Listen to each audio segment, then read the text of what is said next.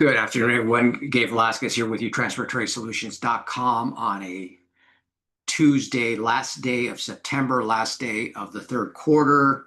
Let's get right into the charts. Not a lot going on, even with the government shutdown looming. Markets are just totally dismissing it. Looking at the S&P, looks like it is headed to a new high based on the fact that Nvidia just made a new high. Looks like Apple is on the verge of making a new high. Are we going to go again, make a new high and then pull back? That may be the possibility here. October, remember, there's been several crashes during October. Everybody is super bullish right now. The other outcome is, we kind of just continue to churn here in the next few days. We will see what happens here. Not much really on the indexes. You can see kind of just bouncing around this line that I've had here, 6,700 back and forth, ping-ponging from here to there, coming back. So this is really the level of equilibrium right here. NASDAQ similarly, NASDAQ kind of mixed bag here with some of the mega caps, but Nvidia, if you go under the hood, even though Nvidia is making a new high, there's kind of just a bunch of mega caps are not all in sync right now, which I think explains why Apple's slightly lower, Tesla's down on the day, but mostly flat.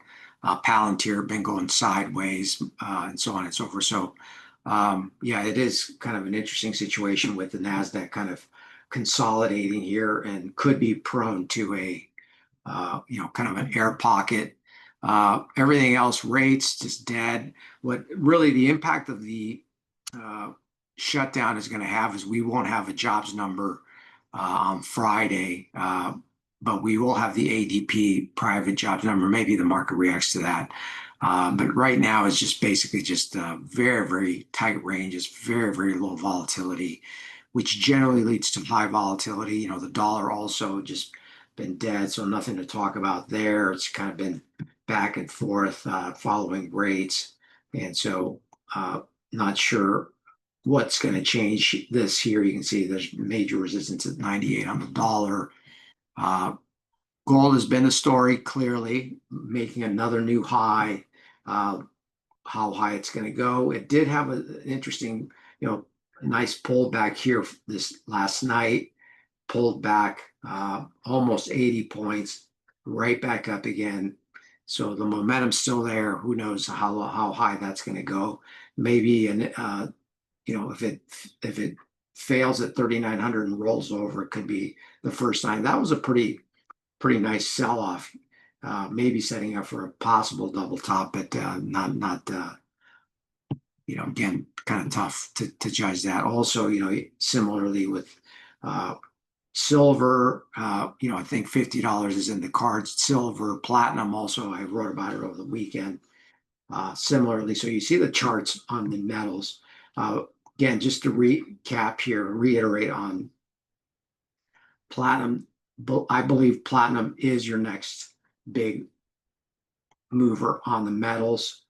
Huge catch up to there. I think eventually it does get there and plays catch up with the rest of the metals. Silver's almost there at 50. Gold obviously clearly surpassed the old highs, many months ago. But these metals are still lagging, and maybe we'll see. Oil, interesting, back to the bottom part of the range. It's been doing this quite a bit over the last several months. 61 is the key level here with oil and back and forth. Energy stocks have been all over the place, kind of matching this. If oil can break, 60, I think it goes into the mid 50s again, but overall, that's pretty much it. Nat gas, somewhat interesting here. It is starting to look a little bit more positive. If you take a look at the contract specific on the front month contract, looks like we may be set up for a possible break above 342. We'll have to see if that plays out. I mean, nat gas is notorious for having these false moves, so we'll see what happens. And then the grains are getting hit again. Nothing new there. Back and forth. Looks like wheat is headed back down below 5. Soybeans had an attempted run and right back down again to the lower part of the range. So this could be an opportunity if we come back down to the bottom part of the range on both wheat and soybeans. Corn still looks the strongest on a chart basis, but these grains just cannot get any kind of traction in either direction. Uh, so I would be looking at the nat gas market, possibly a reversal in gold, and I think S&P maybe goes to a new high. But under the hood is where all the action is. A lot of stocks I'm looking at here, with the miners actually putting in some possible double tops and so forth, the gold miners and so forth. So yeah, we'll see if tomorrow the turn of the calendar changes things.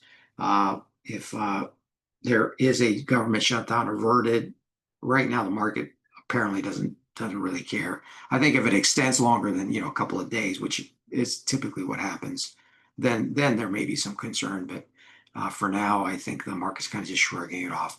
We'll see if other catalysts impact the market, such as the turn of the calendar and so forth, and October being somewhat volatile.